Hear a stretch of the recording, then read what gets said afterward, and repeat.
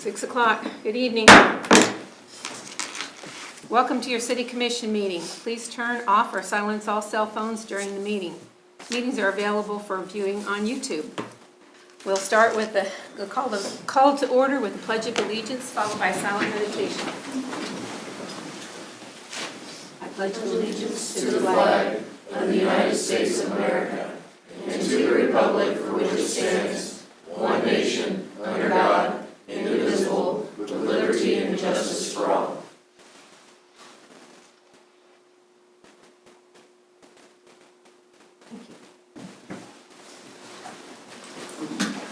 Well, the first thing on the agenda is awards and proclamations, so I'll go down to the podium.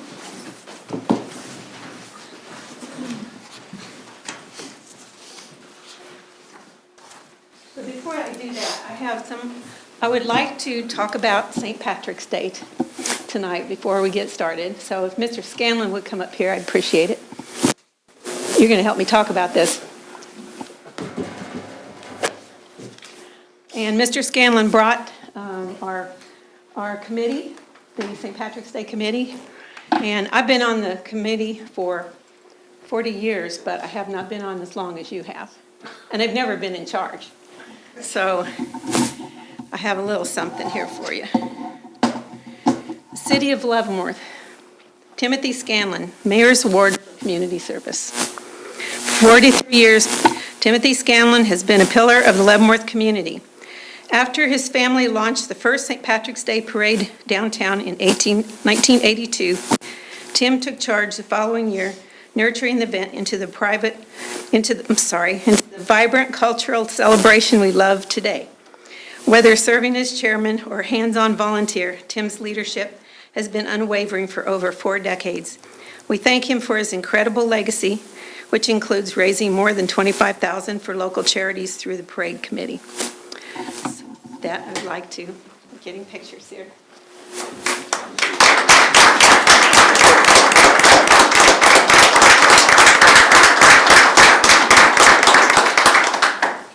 And I would just like to ask you to say a few words, if you would, about the parade coming up and what we got to expect. And she said I was a pillar of the community. I believe Lot's wife was turned into a pillar of salt. That doesn't really speak much, but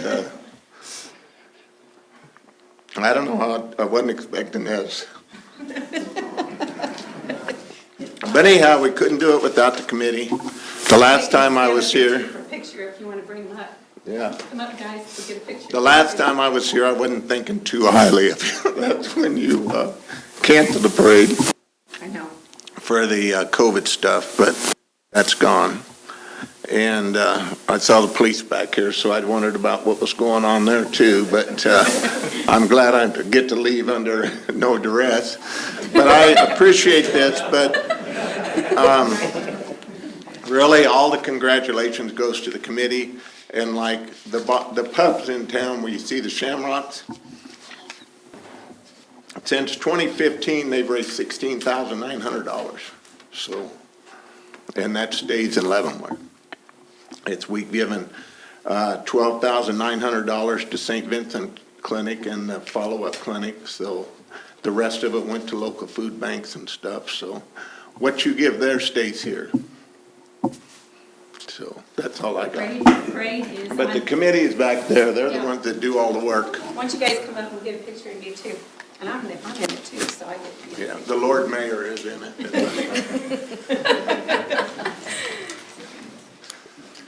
That's what we call the mayor in Australia too, the Lord Mayor. She's in.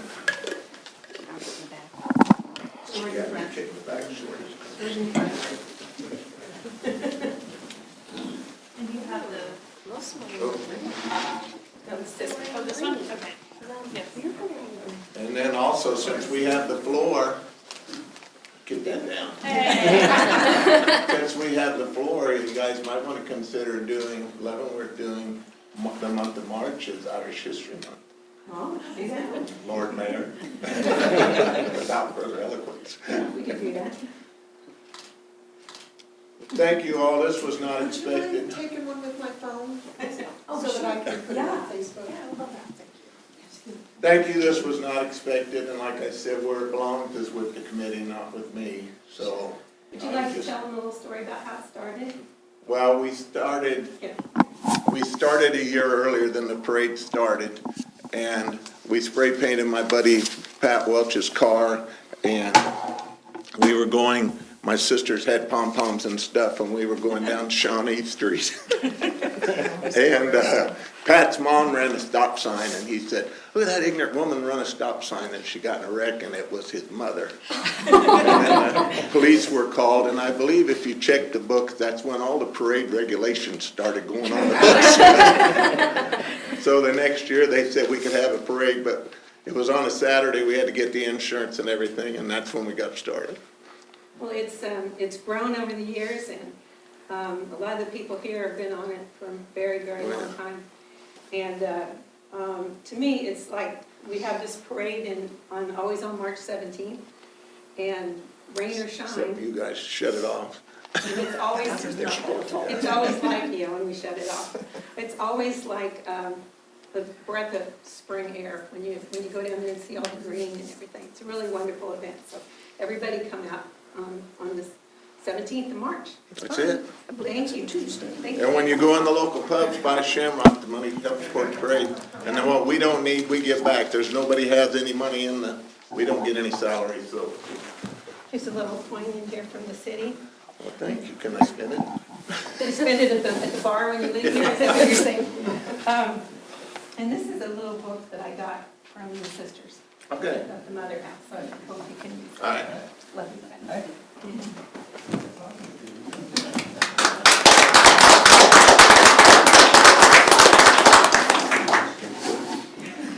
Okay, we also have the proclamation. Come on up. See you guys.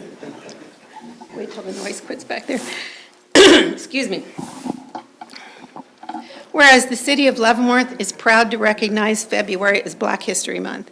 This is a time for all of our citizens to learn, reflect, and honor the history and contributions of Black Americans to our city, state, and country. And whereas we continue to work towards fulfilling our principles that all people are created equal and have equal rights to fulfill their dreams. And whereas our city shares the rich history of the legacy of the Buffalo Soldiers and their brave contributions toward fulfillment of our nation's promise. And whereas Black History Month is a time to engage in learning that creates greater understanding of the importance of diversity and unity. And whereas the celebration of Black History Month is a positive way of recognizing the culture and history of Black Americans as vital to the core beliefs and values of this society. And whereas in honor of Black History Month, community celebrations as well as educational historical activities have been planned. Now therefore I, Nancy Bowder, Mayor of the City of Leavenworth, Kansas, hereby proclaim February 2026 as Black History Month.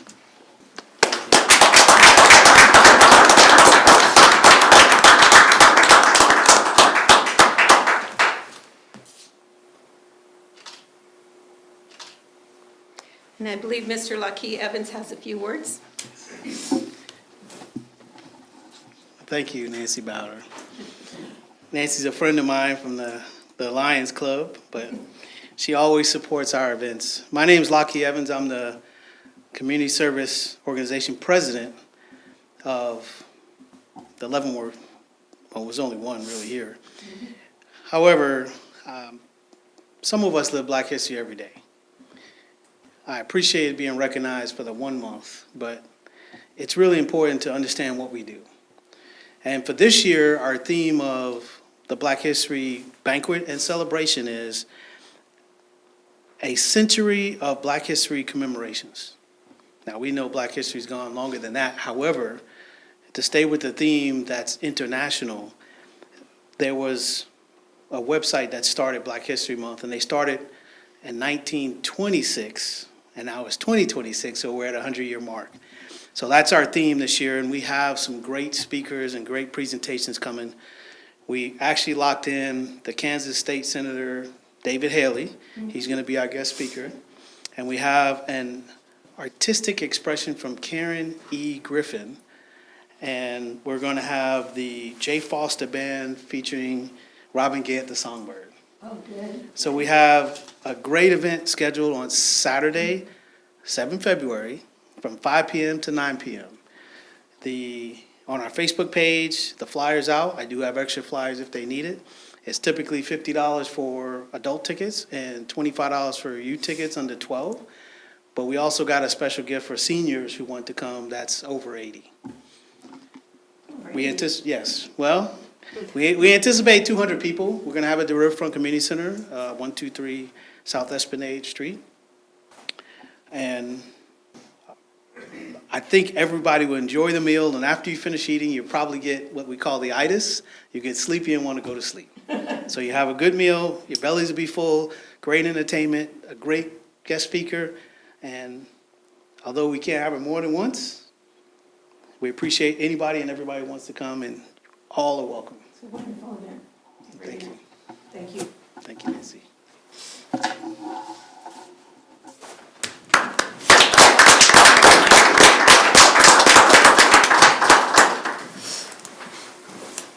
Okay.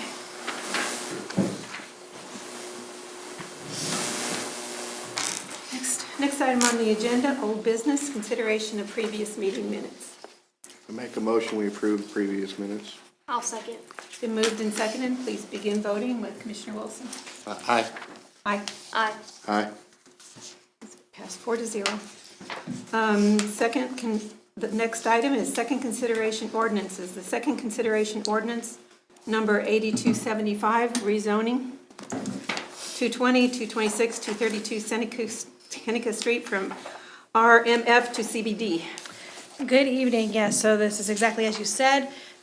When we met last time, this item was placed on first consideration. This is allowing a standalone parking lot for the Abernathy Lofts right there, and then the remaining portion to be zoned CBD to match the surrounding zoning. We haven't received any additional public input or comment since first consideration. And just for the record, RMF is residential multifamily and CBD is central business district. Correct, yes. Okay. Any questions? This calls for a roll call vote. Please begin. Aye. Bowder, aye. Hollister, aye. Maxwell, aye. Okay, 4-0. Next item, new business, public comment. Do we have anybody speaking? We do not. Okay, well, I won't even read the statement then. Next item on the agenda, mayor's appointments. Just a minute, that's me.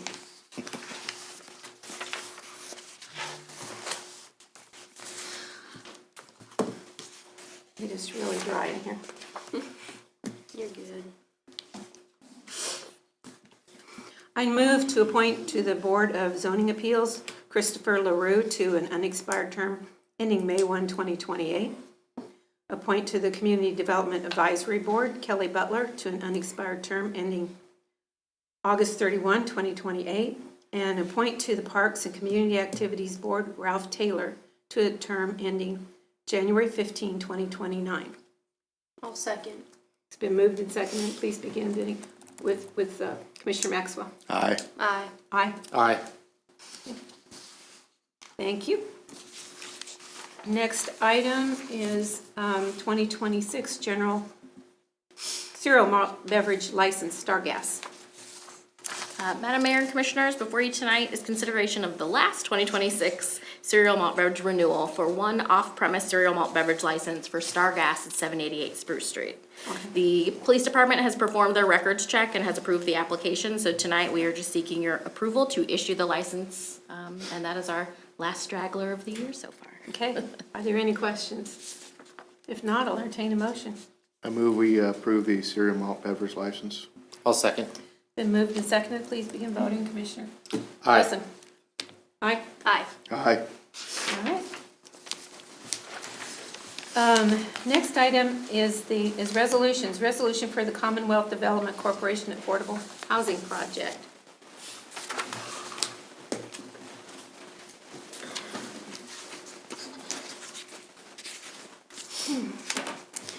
Good evening, Mayor and Commissioners. I'm joined tonight by Danny DeFrancesco with Commonwealth Development Corporation to discuss their project at 2604 Second Avenue.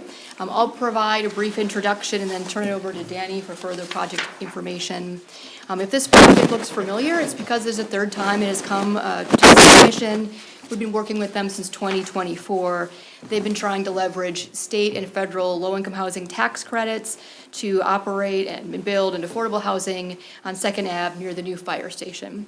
Right now, that parcel is open field and contributes minimally to the city. The addition of housing there would add to city and county property taxes at a higher level than right now. There's a range of income levels that would qualify for the housing. Several of the units would cover salary ranges up to $46,000 or $66,000, which fall into the starting salaries for essential workers, including city firefighters and local teachers. Danny, did you want to walk us through your project? Yep. Good evening, Mayor and City Commissioners. Let's see. Right there.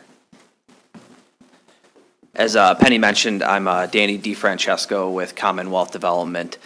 We are a national affordable housing developer based out of Madison, Wisconsin.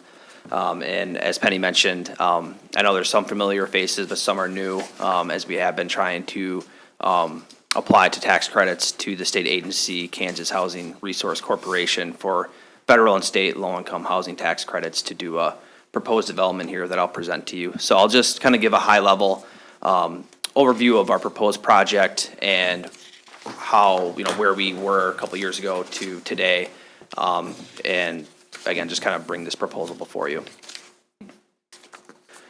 So just a little bit about Commonwealth Development. As I mentioned, we're a national affordable housing developer. All we do is affordable housing, both multifamily and senior housing. We've developed over 8,300 units to date in over 15 states. We have been in Kansas as of last year. We received our first tax credit award in the city of Wichita. I'm looking to close that in March or April of this year.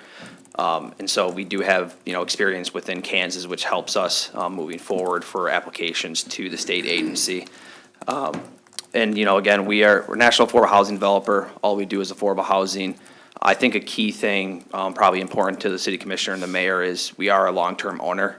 So when we develop, we are in it for, at least most likely the 15 years of the initial tax credit compliance period. So we don't develop and then look to sell in 2 years. And, we're going to be there. We look to get very integrated within the municipalities that we develop in. We have a management agent that's based out of Kansas, and then we also work with general contractors that are out of Kansas that really, have a good sub base and will most likely be looking to hire local subs, for this project. For those of you that don't know about this project, it is located at 2604 Second Avenue, as Penny mentioned, over by the new fire station. And so we're calling it Second Avenue Commons. Just a view there. And so our proposed project is 43 units. The next slide is a larger site plan that I can show you, but 43 units, multifamily, affordable housing. So all 43 units will be at or 60% at or below 60% of the area median income, which I'll show on a different slide what that means.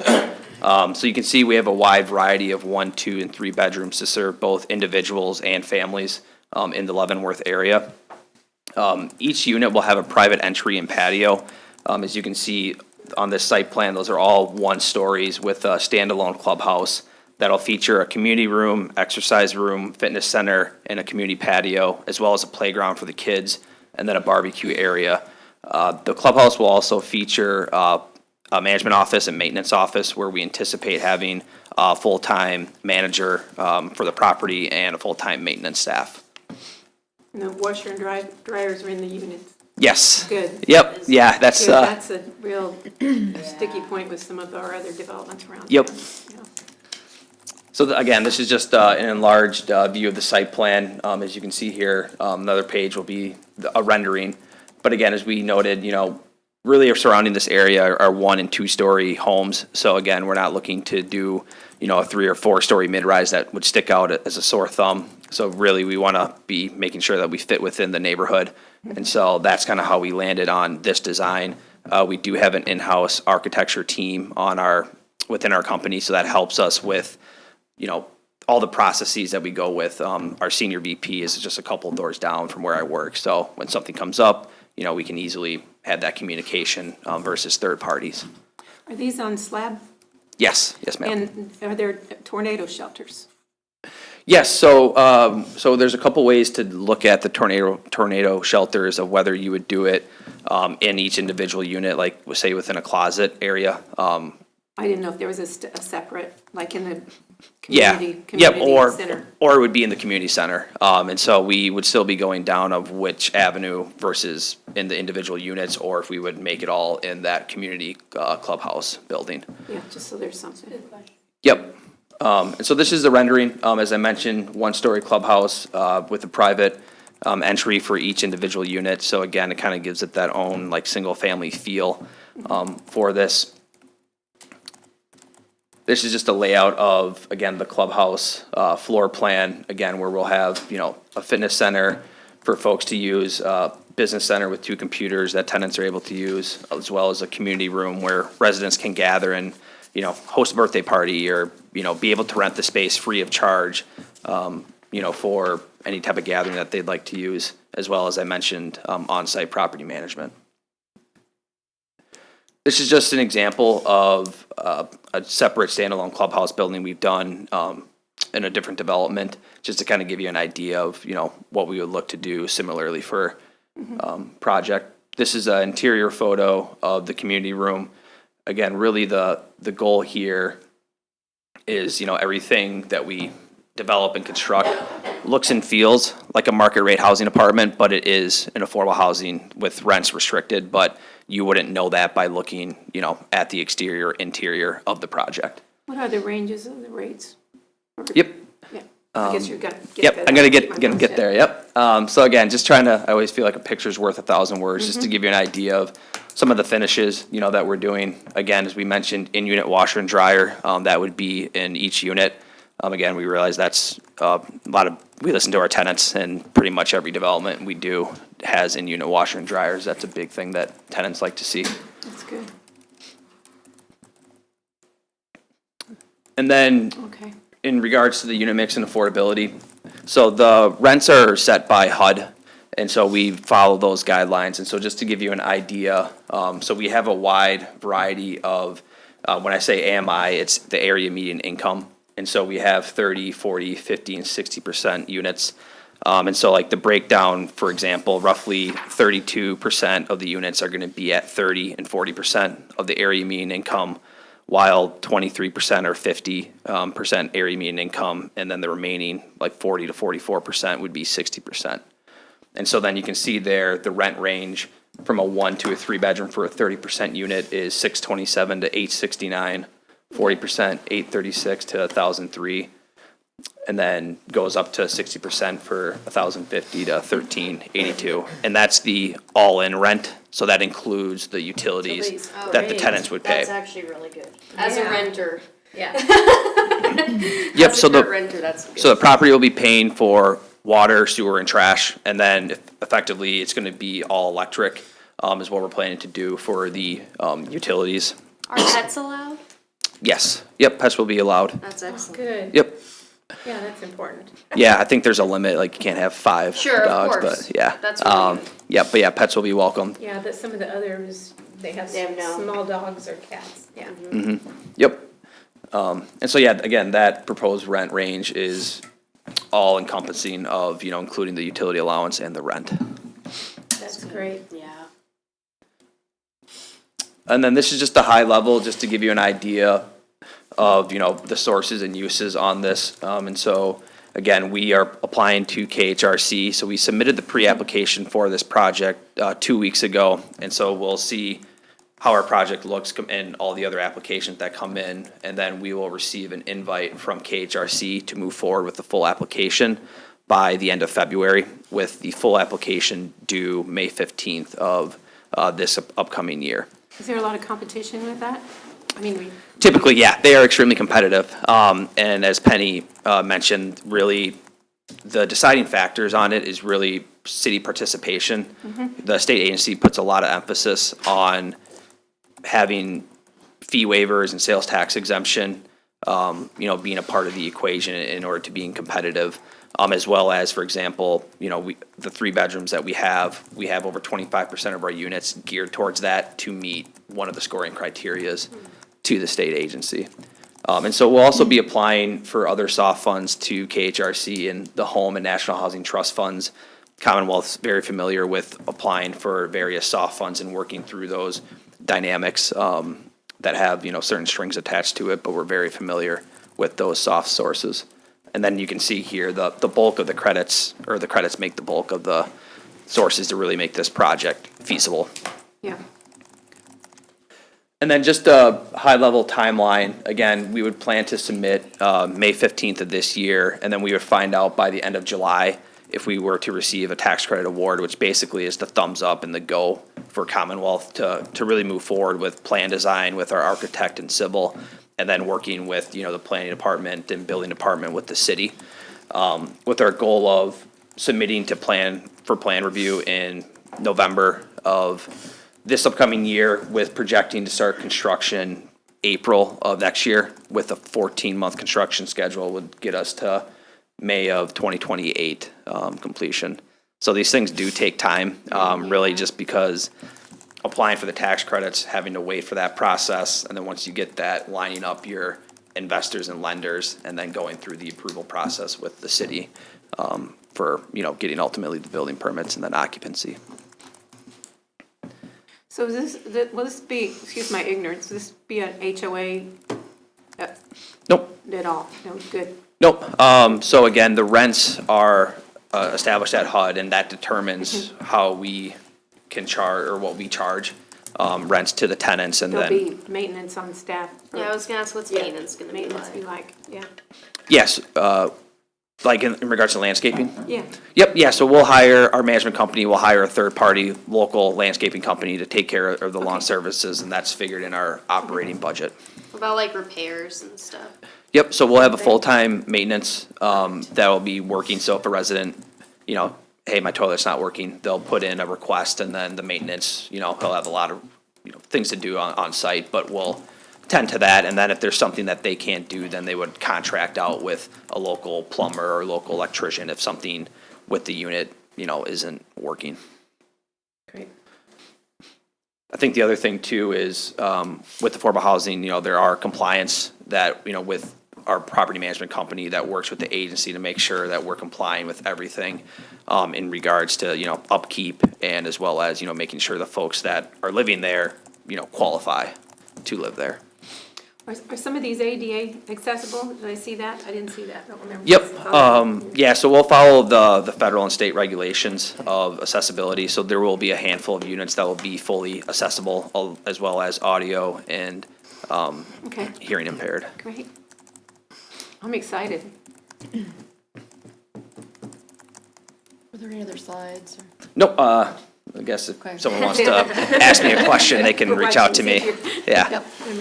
And the project really requests a small amount of incentives from the city relative to the $15 million project. Most of the funding is going to come from state and federal tax credits. However, they are requesting, and this is in your agenda packet, industrial revenue bonds, also called IRBs. This is a commonly used but complex tool. The long story short is it allows them to purchase building materials free of sales tax. So it's it's one of the incentives that we have from the city. They're also requesting $80,001 in fee waivers. So from what I understand from the KHRC, there are two tiers of waivers. One is at $40,000, one is at $80,000. The first year, the city submitted fee waiver letters that read up to $40,000, and several projects we had submitted that for, they didn't accept that at the $40,000 level. So then some of those projects like this one came back around.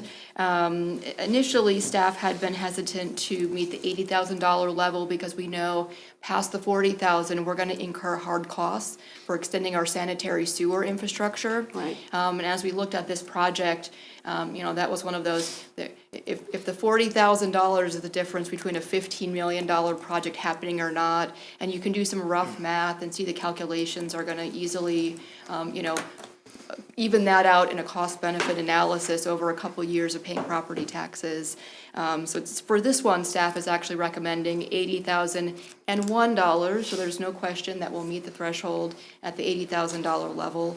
And the plan would be to use economic development funds for that additional $40,001, assuming we'll write off or fee waiver some of the administrative costs we have for inspections, and then if there's any hard infrastructure, which there will be for sanitary sewer, that we have to pay, we'll reimburse from the economic development fund. Okay. Sounds So good. Do staff- we have any anticipation of what the property tax will be for this? I mean, I ran some rough numbers, but if it's $10 million in hard costs, we'll paint very high view, right? So residential assessment in the state of Kansas, that would be 11.5% is what that would be assessed at, plus the mill levy rate. I think the applicable one would be about 122. That's county, city, what's the state in there, and school district. So we can do some rough math and say it would easily cover the IRBs, any sales tax exemption that they received, and the fee waivers within 3 to 5 years, just on a rough analysis. So, and then that's, they're a long-term residential housing unit in the city that we didn't have before. So there's also a workforce element to that. As I said, essential workers and others. There's a property tax for the long term. So it has multiple benefits, given the amount that they're Firemen requesting. can live across the street, and they'll live at the fire station and live across the street. Might get sick of it. No, I mean, to me, it seems that incentive should be given when, the project wouldn't happen otherwise, and it's pretty clear because it was denied that the project won't happen unless perhaps we do this, so it makes sense. So there's a need for Oh, affordable yeah. housing for sure, and this looks like a great project, so. We have some things to vote on here. The first item is a letter of support on page 18 of your agenda. If there's no more questions, I need a motion to support the letter of support. I move to support the letter of support. Okay. Second? I'll second it. Been moved and seconded. Please begin voting. Commissioner Wilson? Aye. Aye. Aye. Aye. Okay. Next item under that, Resolution B 2414, resolution of support with fee waiver. I will move to, support the resolution, or what was the language that I use? Move to Approve resolution. Approve. Thank you, oh my gosh. Move to approve, yes. I move to approve Resolution B dash 2414, resolution of support with fee waiver. Okay, I'll second. been seconded. Please begin voting. Commissioner Maxwell? Aye. Aye. Aye. Aye. And then the third item is the Resolution B 2414, non-binding IRB resolution of intent. Just to clarify, that's 2415. Sorry, 2415, that's the next one. Why don't you do it again? Sure, Okay, good. yeah, because I didn't do great the first time. I will move to approve Resolution B dash 2415, non-binding IRB resolution of intent. Okay, need a second? I'll second. Been moved and seconded. Please begin voting. Commissioner Wilson? Aye. Aye. Aye. Aye. Thank you. Nice to meet you again. Yeah. Good to meet you, thank you. Thank you, Commissioner, Mayor. Third time's a charm. Yeah, we'll hope for the best. Thank you. Okay, next item on the agenda, consider approval to purchase police patrol vehicles. Have Officer Nicodemus with us today. Good evening, Mayor Bauer and Commissioners. Police Department's before you tonight to request approval to purchase 4 new police patrol vehicles. Every year as part of our fleet analysis endeavor, we look at our fleet and try to project out how many cars we're going to need to replace the following year. And in the 2026 CIP budget process, we identified 6 vehicles to replace this year. 4 of those were to purchase, and as you know, the city is transitioning away from leasing vehicles. The other 2 were going to be leased. Rather than lease those this year, in meetings with the finance director, we are going to forgo that and move that to 2027 CIP. So those 2 leases are off the table. which in our estimation will allow us to purchase those next year instead of do another lease now. Okay. So remaining are the 4 vehicles, police patrol vehicles. Staff became aware of an opportunity with a dealership, Landmark Dodge. They have a number of vehicles in stock that meet our specifications for police patrol vehicles.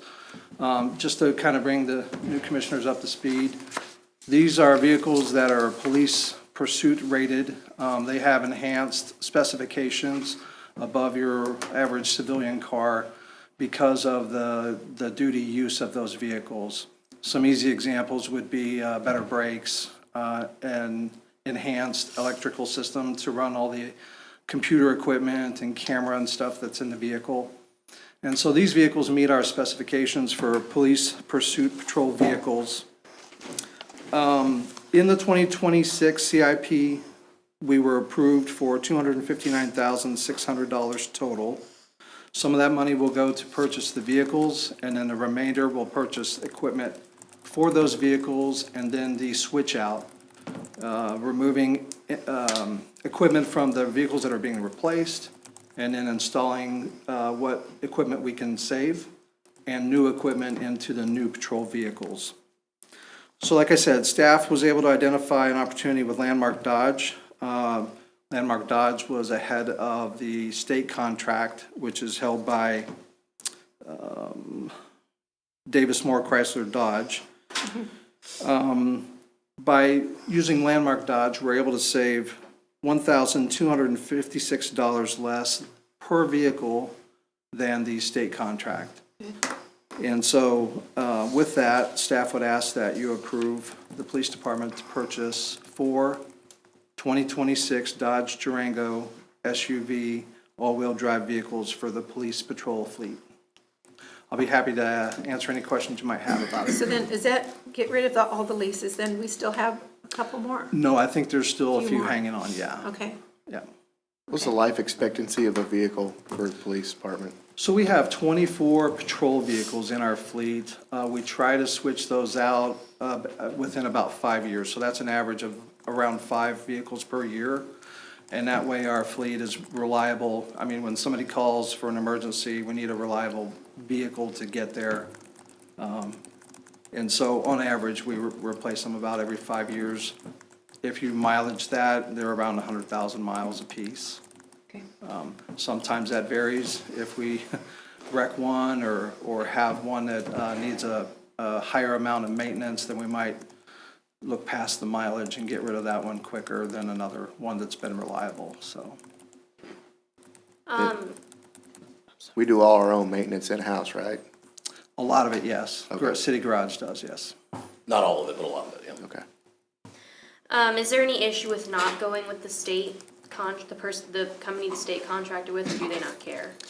We were able to go with Landmark. They're lower than the state Yeah. contract, which is allowed in our finance policy. Okay, perfect. And a sole source request was completed for that. Cool. That would be the process. It won't harm future negotiations. Okay, good, that's what I was wondering, yeah. They were getting mad. Any other questions? All right. Would entertain a motion to approve the purchase of the police patrol vehicles. I'll make a motion to approve the purchase of the police patrol vehicles. You want a second? I'll second There it. you go. You might want to put a number in there too, from Landmark Dodge for $173,684. 684. Yeah, we like to put the numbers in there too. Do we have the numbers? Yeah, they're in here under Oh. commission action, yeah. I apologize for that. It's in the amount of $173,684. Okay. So I will amend my motion to include the number of vehicles and the amount of $73,684. $684. Thank you. I'll second that. We're still getting used to it. We're getting there. It's been moved and seconded. Please begin voting, Commissioner Maxwell. Aye. Aye. Aye. Aye. All right, Thank you. thank you. Thank you. Now, we will consider approval to purchase the ultraviolet lamps for the WWTP wastewater treatment plant. I try not to use the acronym so much in the public. Thank you, Madam Mayor and Commissioners. This item tonight is to consider the purchase of 500 low-pressure, high-volume ultraviolet lamps and associated parts from Ray Lindsay Company for the first channel of our Trojan 3000 plus UV system. This disinfection system was installed back in 2012. New lamps are warranted for 3 years or 12,000 hours or 3 years. From the date of purchase, the current lamps were installed in 2023. These are third-party lamps. They aren't the original Trojan lamps, and they are burning out faster than the original lamps. And although we've been receiving warranty replacements for these lamps, the system downtime and employee time to keep replacing them is getting quite costly. These lamps did have a reduced cost, but we have had problems with them burning out. Along with that, we ran the lamps for about 2 months, and at the end of the second month, the lamps appeared to be less effective, and our E. coli numbers were close to and exceeding permit limits set forth by the state. So we ended up reverting to another channel that used the original Trojan lamps. At this time, staff would like to go back with Trojan Technologies. The total cost for this series of lamps is $202,269.45, and there is funding in the sewer fund to cover this expense. Staff will be the ones that remove and replace these lamps. So we do recommend the City Commission approve the purchase of 500 UV lamps from Ray Lindsay Company for a cost not to exceed $202,269.45. And Tim is here as he's our superintendent, and John's in the back. He's our assistant superintendent. If you have any questions. No, it's kind of self-explanatory. Other, you have questions? Was there a budget amount for this, like, or is there just funding? You know what I mean? There's actually roughly 200,000, Yeah. and that was actually in the 2027 CIP. Oh, okay, For gotcha. that. We have gone with this year not replacing one of our trickling filters. Okay, That was over $2 million, and so we do have funding for this. okay, perfect. Yeah, most things, by the time they bring it here, then to purchase it, we already have it in the budget. Oh, yeah, yeah, Unless there's something special, okay. so move stuff around. And this lamp system and the consideration for how to use it moving forward with the proposed new facility is part of our master plan. So Good. that's Good. something we've been discussing with them. So Any other questions? If not, I would entertain a motion. I'll make a motion to approve the purchase of 500 UV lamps with the associated parts and supplies from Ray Lindsay Company for a cost not to exceed $202,269.45. Good job. I'll second. Okay, it's been moved and seconded. Please begin voting with Commissioner Wilson. Aye. Aye. Aye. Aye. Okay, this next one also yours. Consider approval to purchase the brine maker and storage tanks. This item is to consider a cooperative purchasing agreement through Sourcewell from CNH Outdoor LLC for the purchase of a Camion brine maker, along with two 5,200-gallon storage tanks in a total amount of $55,329.57. The 2026 CIP did include $75,000 for the purchase of this de-icing equipment. Department staff made the decision to utilize Sourcewell national pricing under statutory authority of KSA 12-2901 for the cooperative purchase.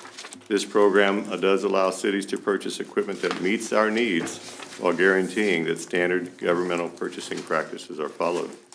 The bid includes delivery, training, and installation. The brine maker comes with a 1-year warranty, and the tanks have a 10-year warranty. As stated, the CIP includes $75,000. This is approximately $19,000 under budget. There will be some additional cost incurred by the city for electric and plumbing work needed for the site. These costs will definitely be under the $19,000. So staff recommends the City Commission approve the purchase of the Camion Brine Master Brine Maker and two 5,200-gallon poly storage tanks for $55,329.57 from CNH Outdoor LLC in Park City, Kansas. I'd be happy to answer any questions. How did our brine work this time? Initially, not that great because it was so cold. Yeah, that's what I heard. But as it starts to warm up and the sun starts to hit, it's still there. And so actually our streets cleared pretty quickly this time with the brine underneath. But that initially it was kind of tough. How old's the current brine maker? The current stuff is definitely kind of pieced together over time. Wow, okay. We actually initially bought a stock tank from Tractor Supply. Oh, wow. And quite honestly, at one point we were looking at an outboard motor to try to mix it. We've come a long way. Wow. Make it go around. I was in Kansas City the other day, driving down the highway and got behind a brine machine, and it was throwing brine all over my windshield. Anyway, kind of a mess.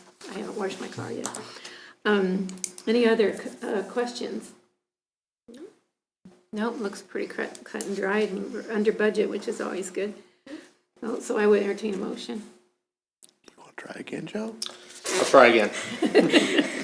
I'll make a motion for the approval of the purchase of the the Outdoor LLC Camion Brine Master Brine Maker and two 5,200-gallon poly brine storage tanks not to exceed $55,329.57. Right. I'll second it. Been moved and seconded, please begin voting. Commissioner Maxwell? Aye. Aye. Aye. Aye. Hey, good job. All right.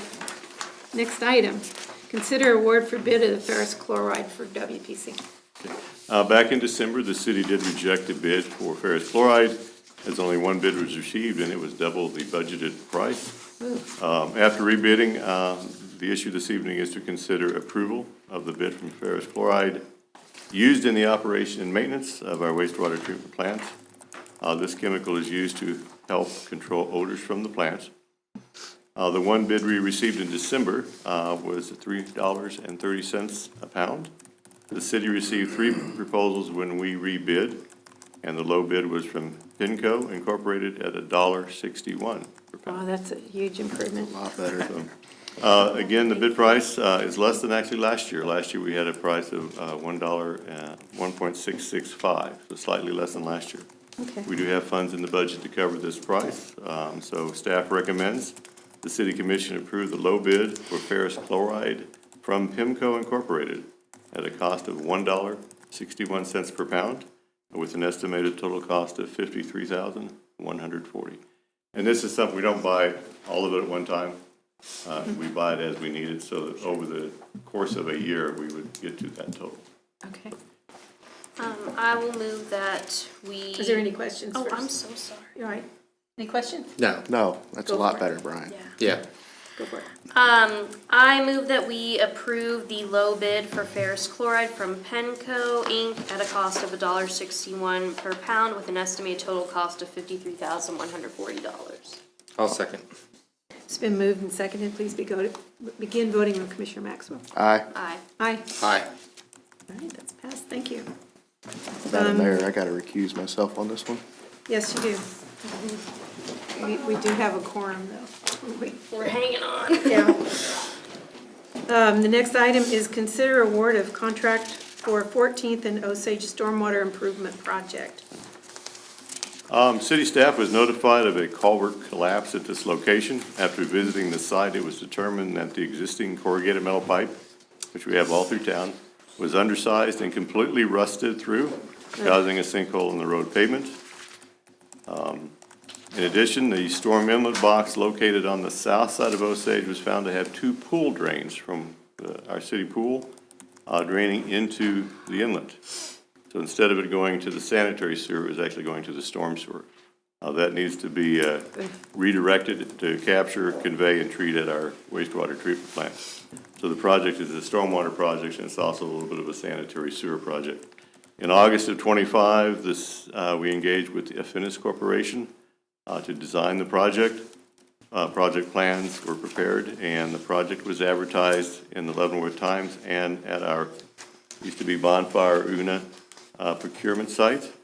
Bids were opened on January 21st, and bid results are shown on your policy report.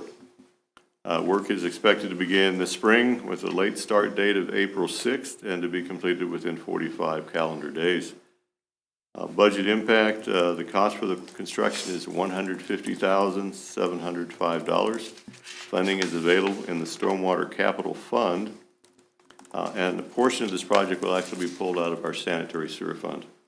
Inspection will be by city staff, and low bid was from Line Weaver Construction. So we do feel there's going to be unknowns, any type of project we get like this. So as there may be unknowns encountered during construction, we do feel a 10% contingency.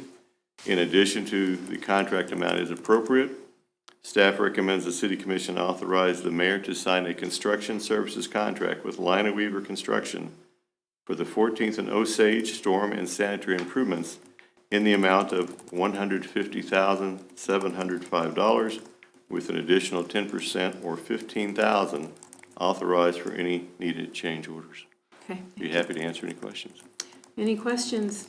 I just have a question about stormwater projects in general. Are those scheduled when the budget happens, like specific projects? Because I know there's a ton waiting.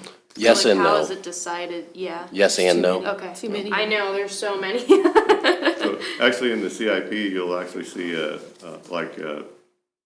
Doherty Park project is scheduled this year. Like a schedule, okay. But then there's also an orange fence project, and those are other projects that pop up. And so this year there's a $550,000 budgeted for those types of projects. And this comes from that 550? That's correct, a portion of it will. And the rest Roughly was about 90,000 is stormwater and about Okay. 60,000 is actually sanitary sewer related. Okay, thank you. You said some of this was draining in the wrong place. Do we understand what happened? Reading from there. Why that was?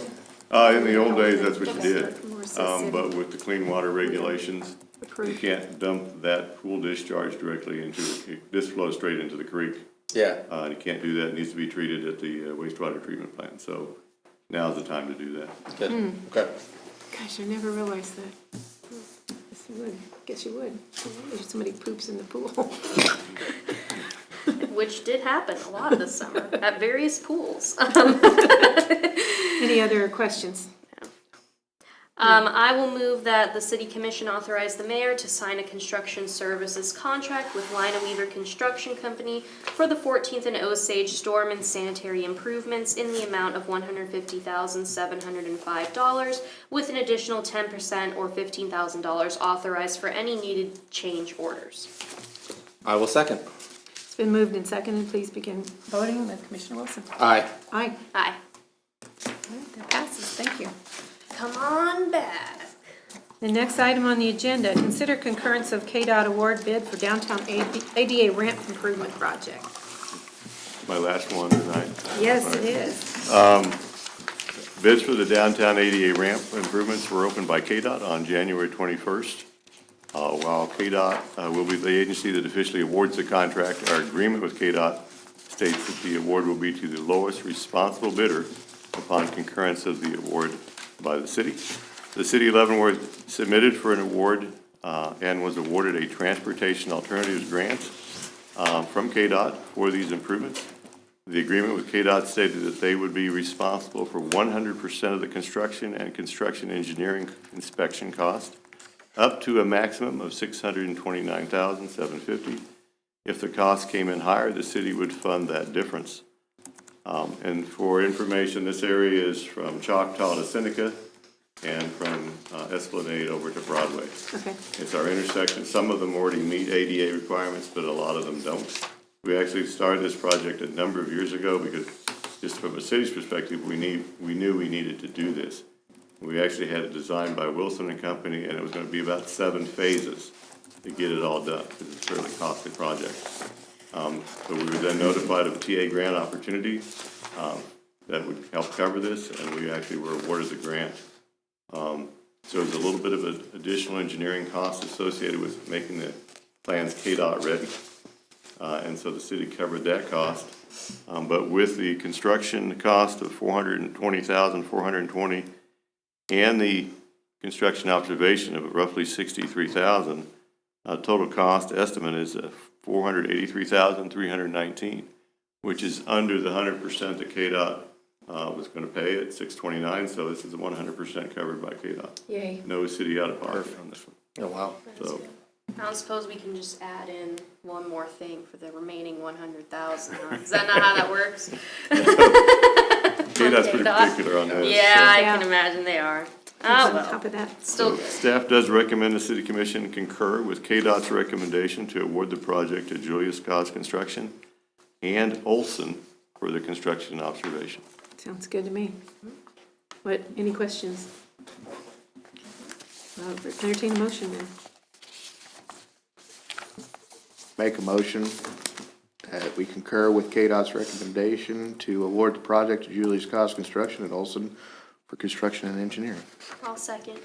Okay, it's been moved and seconded. Please begin voting. Commissioner Maxwell. Aye. Aye. Aye. Aye. All right. That's the end of our Thank bids. you. Thank you. Thank you. The end of our Brian. bids, contracts, and agreements. Next item is first consideration ordinance for special use permit to allow an in-home daycare at 1922 Fifth Avenue. Hello again. Hi. Good evening. So this item went to the Planning Commission on January 5th. It is a request for an in-home daycare. It would have up to 12 children and hours of operation from 6 a.m. to 11 p.m. This location actually previously had a special use permit for an in-home daycare, and there was a fire. So the homeowner relocated to a different site and then have now restored this home and wish to relocate back.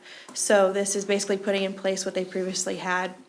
The Planning Commission recommended approval 5-0. Staff also supports approval, and we have not received any public comment. Well, I literally live up the street, and I don't see it affecting my life in any measurable ways. Probably not. So, It should be all right. Okay. Yeah, they've done their due diligence before us, so. Any other questions on this? This requires a consensus. So if you agree with moving this forward, we'll have a first and second consideration on that. Yeah. So, yes. yeah. Yes. Yes. Thank you. Thank We have a consensus. Next item is the consent agenda.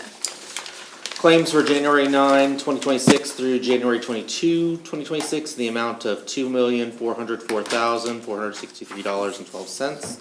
Net amount for payroll number 1, effective January 9, 2026, in the amount of $431,522.10. No police and fire pension. I'll second. It's been moved and seconded. Please begin voting. Commissioner Aye. Wilson. Aye. Aye. Aye. It's passed. Thank you. The only other item, we have an executive session coming up. Do you want to go around the table first? Sure. Yes. Scott? As I mentioned briefly, we met with Black and Beach, who did the wastewater treatment plan, master plan. That is mostly completed. They went over it with us. They're gonna go back and look at some population estimates, and also they're gonna Tim and his team are gonna do some more testing on some of our numbers that are a little off to kind of, point being is the project gets more expensive every time we meet with them, and so we're trying to find ways to limit the scope of that. And then we've narrowed it down to 2 options on which direction we want to go with it. Once we are ready for a recommendation here in the next couple months, we'll bring it to you guys for approval so that we can get moving on that. So that's just around the corner. And then the housing study, I think, is done here in the next month, or Kim already leave? The housing study's underway, so it should be done here in the next month or 2. And so we'll be prepared for that early spring as well. Looking forward to that. I think that's all I got. Hats off to the snow removal crew. Yes. Yeah. You guys did a good job.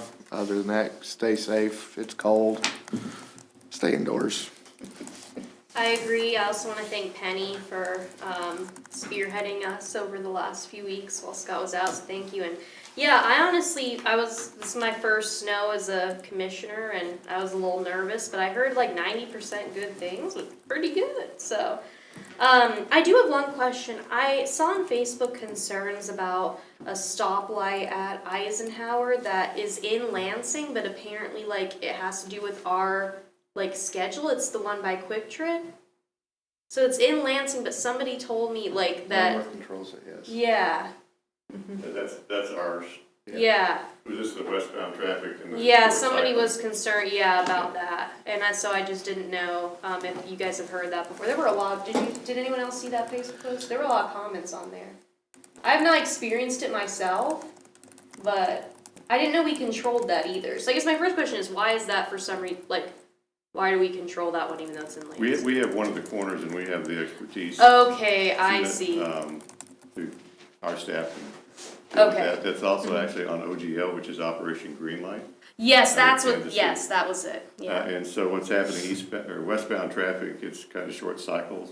Yeah. So we're looking into that. We're working with Okay. Operation Greenlight. There's also concern about pedestrians couldn't make it across because it was such a Oh, quick wow. light. Okay. But if there is a pedestrian there and they hit the pedestrian button, I don't think. they'll have the The appropriate more time.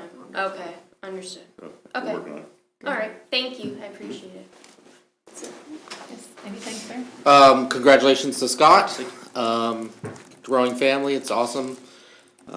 We've had a lot of stuff going on lately, there's a lot of stuff going on in the world, so, just keep, everyone else in our thoughts and prayers as they continue to struggle with other things, and fortunately for us, things are somewhat normal. Yeah. I would also like to say thank you to Penny.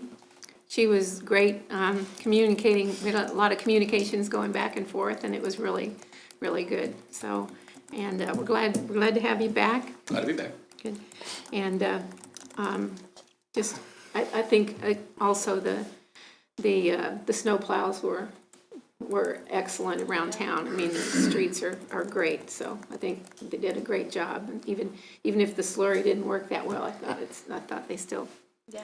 cleaned up pretty good. I mean, there's a lot less snow there, even though it's so cold, so thank you all, and I don't have anything else, so we do have to move to, into executive session. How many minutes do you think we'll need? How many questions do you plan on asking? 30? 30 minutes? Yeah. Okay. Okay, I move to, move the city commission recess into executive session for 30 minutes for the purpose of discussing employee matters in consultation with an attorney, which would be deemed privileged in an attorney-client relationship pursuant to KSA 75-3914 B2. The city. I'll second. I'm not done yet.